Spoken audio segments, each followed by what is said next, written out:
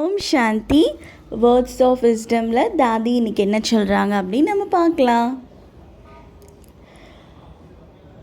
பாபா சொல்கிறாரு, தூய்மையாக இருங்க, பவித்திரமாக இருங்க, தூய்மையாக இருங்க அப்படின்னு சொல்கிறாரு.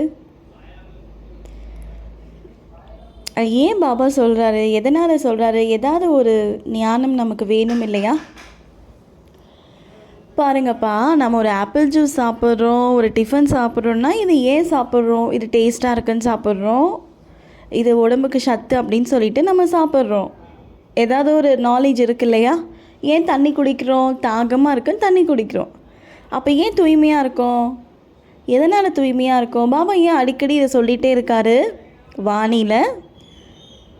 ஏன் அப்படின்னா திவ்ய புத்தி அப்போ தான் நமக்கு கிடைக்கும். திவ்ய புத்தினா என்ன?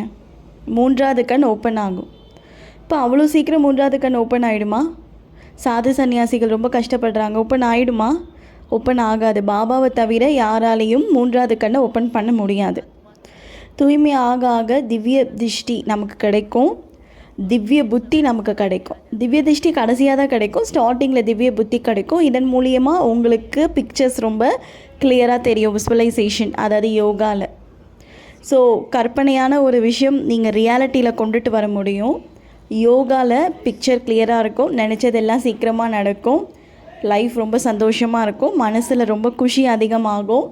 தூய்மை எங்கே இருக்கோ பாபா சொல்லியிருக்காரு, அதோட குழந்தைங்க தான் குஷி சாந்தி அப்படின்னு சொல்லியிருக்காரு.